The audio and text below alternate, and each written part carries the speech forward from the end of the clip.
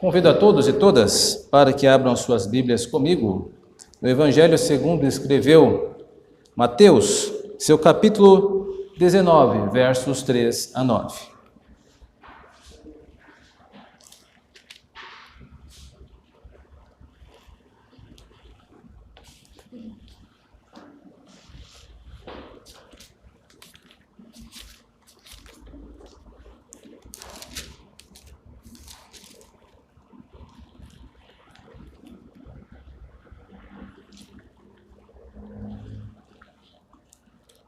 Diz assim o texto sagrado: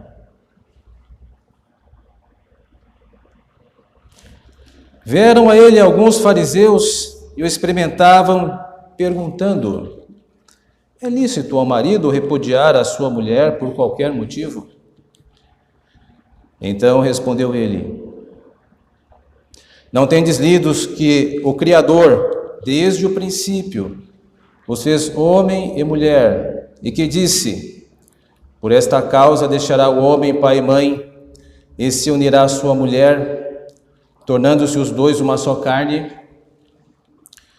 de modo que já não são mais dois, porém uma só carne. Portanto, o que Deus ajuntou, não o separe o homem.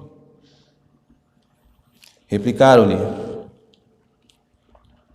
Por que mandou então Moisés dar carta de divórcio e repudiar? Respondeu-lhe Jesus: Por causa da dureza do vosso coração, é que Moisés vos permitiu repudiar vossa mulher. Entretanto, não foi assim desde o princípio. Eu, porém, vos digo: quem repudiar sua mulher, não sendo por causa de relações sexuais ilícitas, e casar com outra, comete adultério, e o que casar com a repudiada, comete adultério.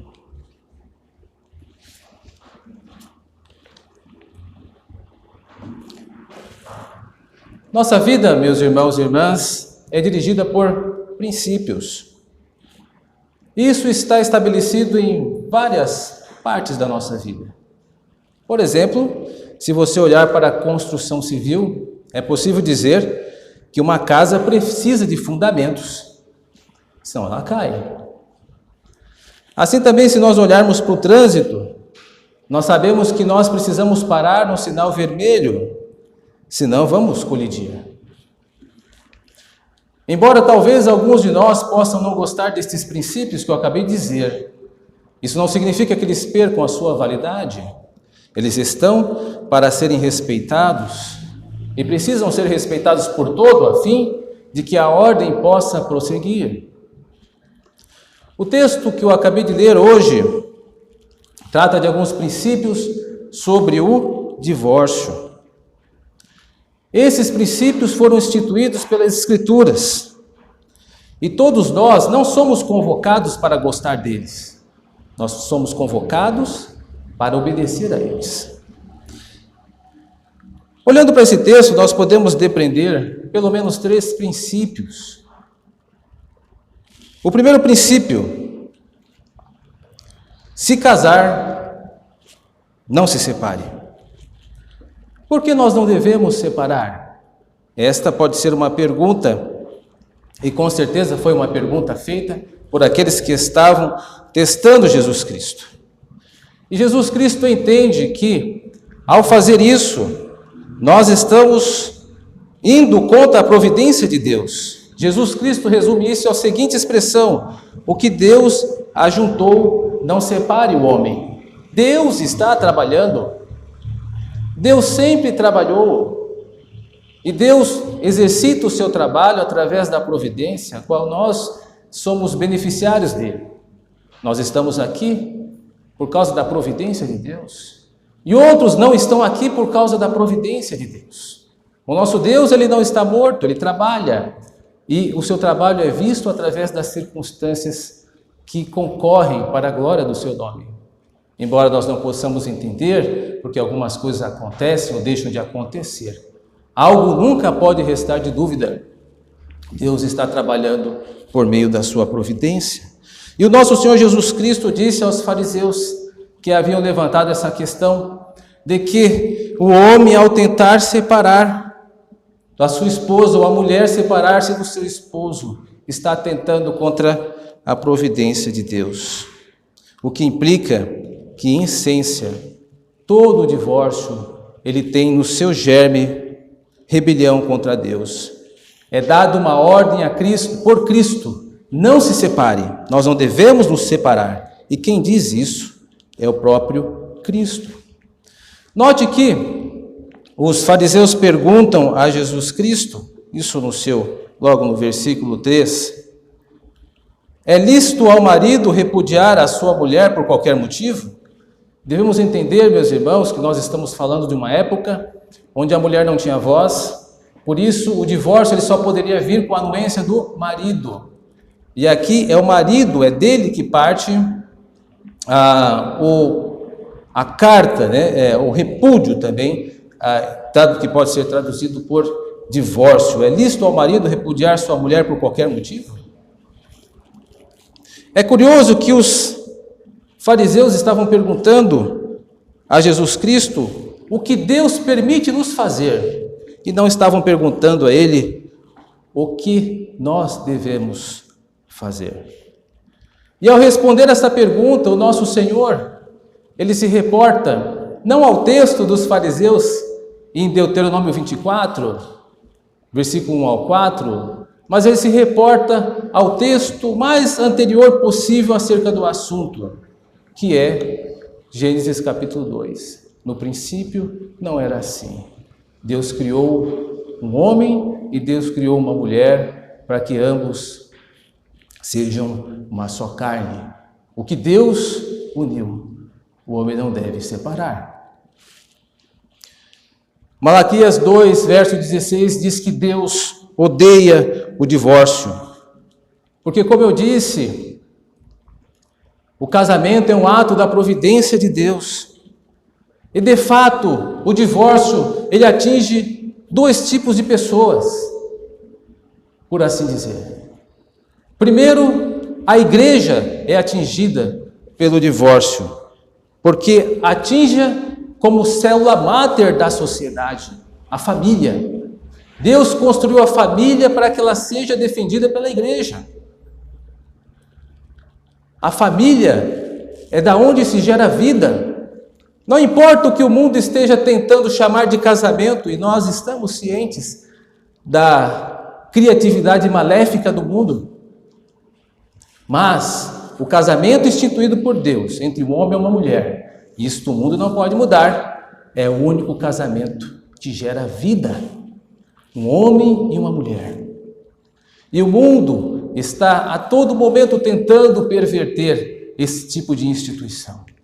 Nós, como igreja, precisamos estar atentos a estas questões e defender a instituição do matrimônio. Portanto, o divórcio ele é uma agressão à instituição do casamento e também à igreja. Lembremos que a igreja do Antigo Testamento punia o divórcio causado pelo adultério com a pena capital. No Novo Testamento não há no divórcio proporcionado pelo adultério a pena capital, mas a exclusão do rol de membros. A igreja, ela tem todo o direito de excluir aquele que quebra, ou aquela que quebra o sétimo mandamento e adultera, quebrando o seu pacto entre o marido ou quebrando o seu pacto entre a mulher.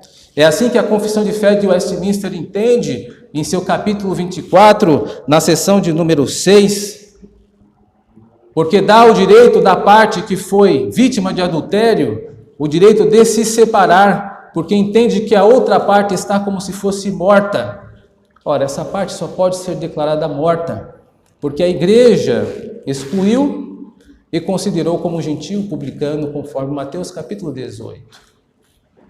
Por isso, meus irmãos e irmãs, não podemos esquecer que a igreja é atingida por causa do divórcio. Assim também como a segunda parte, e a mais importante, é atingida, Deus. Deus é atingido com o divórcio, porque Deus é defraudado, é tirado dele o direito de terminar o casamento de qualquer pessoa, através da morte, que é o único expediente que deve separar o casal, a morte. Portanto, todo divórcio de uma forma ou de outra, acaba subtraindo o direito de Deus de terminar e dar fim a uma relação. Por isso, duas partes são atingidas com o divórcio: a igreja e Deus.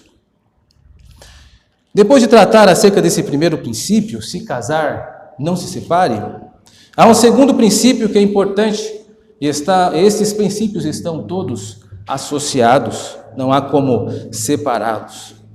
O segundo princípio é: divórcio não é mandamento, divórcio é concessão, são coisas diferentes. Os fariseus estavam dizendo que Moisés havia dado o mandamento para eles. Veja no versículo 7, quando dizem a Cristo, no segundo turno de conversa: por que mandou então Moisés dar carta de divórcio e repudiar? E o que Jesus responde? Verso 8: por causa da dureza do vosso coração é que Moisés vos permitiu repudiar vossa mulher. Moisés não havia mandado coisa alguma. Os fariseus estavam usando de um recurso de retórica, estavam se apropriando de um texto bíblico que está lá em Deuteronômio capítulo 24, verso 1 a 4, que tem várias condicionais que impediam que o divórcio fosse tratado de uma forma leviana. Os fariseus se apropriaram e interpretaram da maneira como eles quiseram, dizendo que Moisés havia mandado. Mas se você ler o texto, você viu que não há nenhuma ordem para o divórcio. Há uma permissão, há uma concessão, e ordem e concessão são duas coisas extremamente diferentes. E Jesus, então, tira deles esse tipo de falácia, esse argumento falacioso, e acrescenta a sua interpretação. E este é um texto bastante teológico. Aliás, os fariseus e os saduceus, nesse período, tentaram a Cristo de diversas maneiras, mas teologicamente. Este foi um debate teológico, foi apenas este. Os demais eram meio que picuinhas, como a questão da moeda pelos herodianos, pela questão da ressurreição pelos saduceus. Este era um debate um pouco mais diferente. E Cristo dá então a sua interpretação, dizendo que, por concessão, Moisés permitiu que se divorciassem. E por causa do quê? Motivado pela dureza do coração. Nós conhecemos essa expressão, dureza do coração. Dureza do coração significa incredulidade. E o primeiro personagem que se apresentou dessa maneira foi Faraó. Lembremos desta situação, onde todas as vezes a palavra de Deus era anunciada a Faraó para que deixasse o povo ir, mas o seu coração se endurecia, ele não acreditava na palavra de Deus, então não deixava o povo ir. Em uma outra situação no Novo Testamento, dureza do coração também é retratada pela incredulidade, não de Faraó, mas dos discípulos, dizendo lá em Marcos, no capítulo 6, verso 52, que os discípulos não conseguiram crer, não conseguiram, aliás, entender a multiplicação dos pães por causa da incredulidade. A incredulidade retarda o entendimento. A incredulidade oblitera, ofusca o entendimento. Isto é o resultado da dureza do coração. Portanto, o divórcio é motivado pela dureza do coração. O que Cristo indica é que existe um caminho melhor do que o divórcio, em caso de adultério. É um caminho melhor, é de difícil trilhar, mas que o Senhor coloca isso disposto para todos nós, em uma situação hipotética, que é o perdão, que é a reconciliação. Esse é um caminho melhor. Mesmo o Senhor Deus tomou esse caminho difícil em todas as vezes que Israel foi acusada de adultério espiritual, por abrir mão do seu pacto por Baal, Astarote e outros tantos falsos deuses, mostrando que existe um caminho melhor para duas partes que fizeram um pacto. A incredulidade, meus irmãos, é o que impede a reconciliação.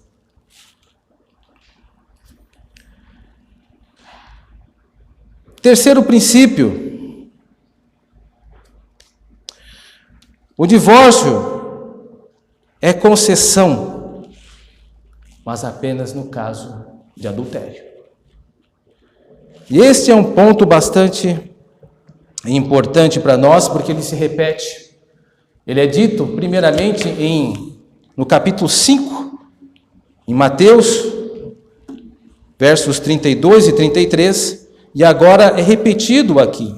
E nós sabemos que quando um assunto é repetido na Bíblia, é porque isso tem muita importância. E o assunto é repetido aqui no versículo 9, onde está escrito assim: Eu, porém, vos digo, quem repudiar sua mulher, não sendo por causa de relações sexuais ilícitas, e casar com outra, comete adultério, e o que casar com a repudiada comete adultério. O adultério é visto por Cristo como a única razão suficiente para o divórcio. A única causa suficiente nesse texto é o divórcio. É o adultério. A única causa suficiente para o divórcio é o adultério. Relações ilícitas nesse texto reportam-se ao adultério. Abrindo um parêntese, a Confissão de Fé de Westminster entende que também existe uma outra segunda causa suficiente, que não será tratada hoje, mas nós entendemos que porque não é o assunto deste texto. Nós estamos tratando apenas do adultério como causa suficiente para o divórcio, que está dentro desse texto que Cristo está dizendo. Fecha parênteses. Portanto, meus irmãos e irmãs, esse versículo é um versículo que nos traz várias situações. É um divisor de águas, porque trata de duas situações, ou pelo menos de 4 situações, por assim dizer. Primeiro, o divórcio bíblico. Segundo, o divórcio não bíblico. Terceiro, o novo casamento bíblico. Quarto, um novo casamento não bíblico.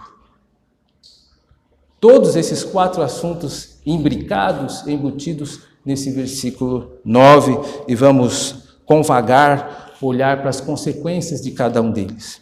Primeiro, há um divórcio legítimo na Bíblia. E qual é este? É o divórcio por causa do adultério. É a quebra do 7º mandamento, não adulterarás, quando um cônjuge ofendido, ele tem o direito de pedir o divórcio. E a parte que cometeu adultério, ela é considerada como uma parte morta, como alguém que é ofensor, quebrou o mandamento. E como eu disse, a Confissão de Fé de Westminster, em seu capítulo 24, e uma correção, não é a seção 6, é a seção 5, trata disso como uma ideia de que, por estar parte morta, é porque a igreja ela pode, num caso deste, excluir a pessoa, separar a pessoa da igreja por exclusão, por causa do adultério. Por isso, entende-se que esta parte está morta. Ou seja, esta pessoa que adulterou, ela foi contrária aos votos, contrária ao mandamento de Cristo e, por causa disso, desobedeceu e é considerado como morta, dando a outra parte o direito de pedir o divórcio. Mas, como eu disse há pouco tempo atrás, há um caminho melhor, que é o perdão e a reconciliação. Se há um divórcio legítimo, bíblico nesse texto, que é por causa do adultério, há também um divórcio ilegítimo, não bíblico, por assim dizer, porque não obedece à Bíblia, que é quando não há adultério. Segundo Jesus Cristo, Senhor desta igreja, Senhor da verdadeira igreja, qualquer que se divorcie sem que haja adultério, está cometendo um erro. Apenas o adultério é a causa suficiente para o divórcio. Portanto, existem essas duas situações. Um divórcio de acordo com o entendimento de Cristo nesse texto bíblico. Houve adultério, a pessoa ela pode ativar ou solicitar carta de divórcio. E um divórcio não bíblico, incorreto, onde não houve divórcio. Isso é importante, porque isso vai decorrer das duas outras situações possíveis. A terceira situação é um novo casamento. Um novo casamento, como da mesma forma do divórcio, é de duas naturezas, o bíblico e o não bíblico. Existem dois tipos de novo casamento que podem ser contraídos aí nesse texto. Começamos pelo bíblico. Se esta parte pede o divórcio como vítima de adultério e por se considerar parte inocente, ela tem direito ao novo casamento. Ela não foi a causadora da situação.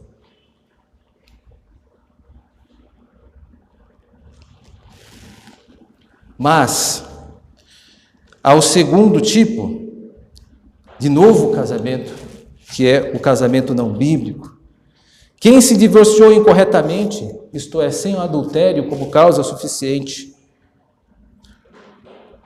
o adultério perseguirá este erro do divórcio. Por quê? Porque se você, ou se a pessoa, ela divorciou sem o adultério como causa suficiente, como o Senhor aponta nesse texto, se contrair novo matrimônio, estará adulterando.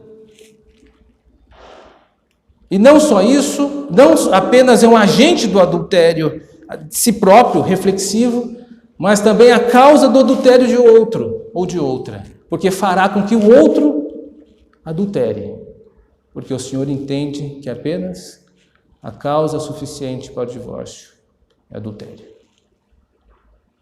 Portanto, aquele que casar, mesmo que o mundo reconheça, que a nossa sociedade civil seja mais, como que eu posso dizer, progressista nisto, seja mais aberta a esse tipo de associação, mesmo a sociedade civil reconhecendo como legítimo, a igreja, ela vê como incorreto. Caso contraia novo casamento, adultera.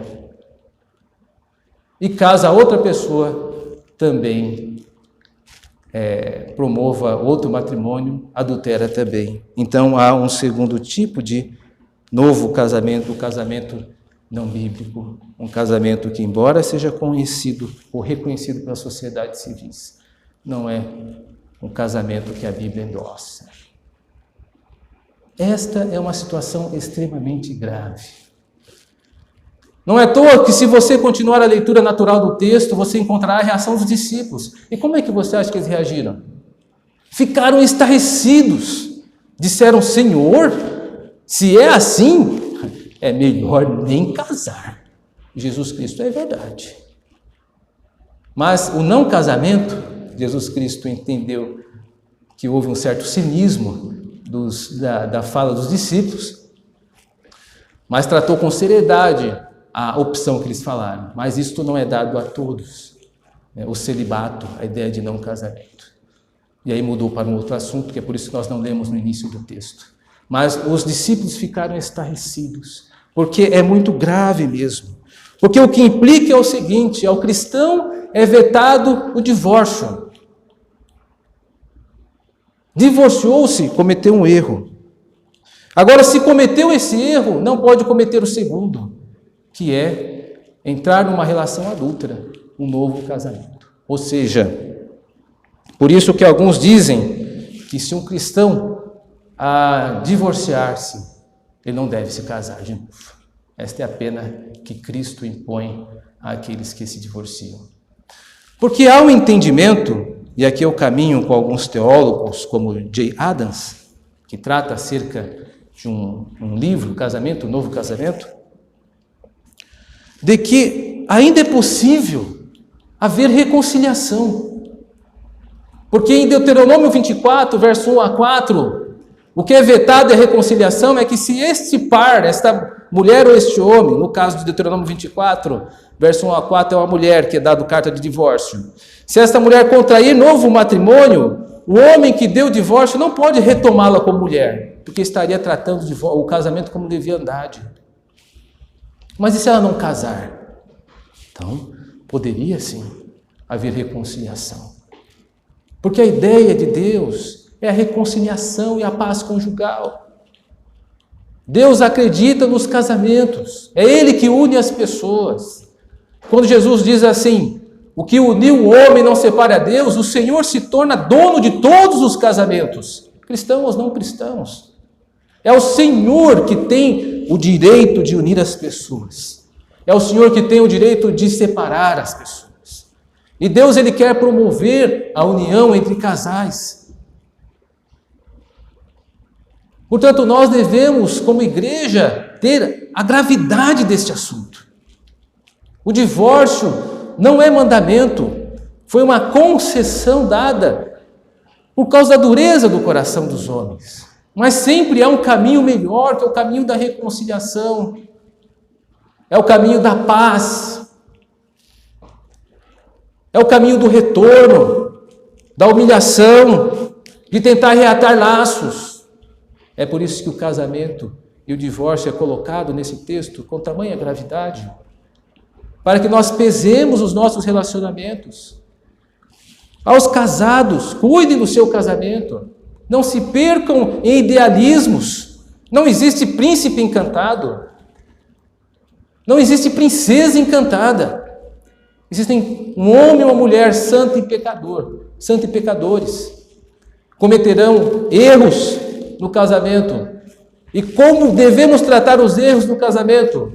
Perdão, reconciliação, com amor, como nós cantamos um hino sobre o cristão deve amar.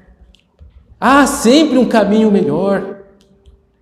E nós precisamos percorrer esse caminho. É duro, difícil, mas um caminho mais duro e doloroso foi o que o Senhor percorreu para se reconciliar conosco. Como nós que oramos o Pai Nosso podemos nos recusar à reconciliação com o outro? Não podemos. Há caminhos melhores que podem ser transcorridos. E é isso que Deus deixa nesse texto registrado. A gravidade do divórcio é alta e a pena também é alta, para dar à igreja a clareza de como Deus tem por importância disso. Por isso, oremos pelos casamentos. E mesmo as pessoas que se divorciam, ainda há um caminho melhor, da reconciliação. Agora, se contrair novo matrimônio, conforme Deuteronômio, capítulo 24, as portas estão fechadas, porque aí o casamento já virou leviandade. Está se tratando como qualquer coisa a instituição de Deus. Não é esse o caminho que o Senhor quer para a sua igreja. Meus irmãos, no mundo, casamento é algo utilitário. Dura apenas enquanto um cônjuge tem prazer ou vantagem no outro. Quando deixa de ter interesse, larga. É assim que o mundo vê, como peça utilitária. O casamento não é levado a sério pelo mundo, mas deve ser levado a sério por nós. Não desprezemos estes princípios, porque se nós desprezarmos esses princípios, como na construção civil, os prédios vão ser demolidos e casamentos serão demolidos. Se desprezarmos esses princípios, os casamentos, como num trânsito, farão com que os cônjuges colidam. Precisamos honrar a Deus, amá-lo e, sobretudo, temer os princípios que Ele estabeleceu para a sua igreja. Que Deus nos dê graça.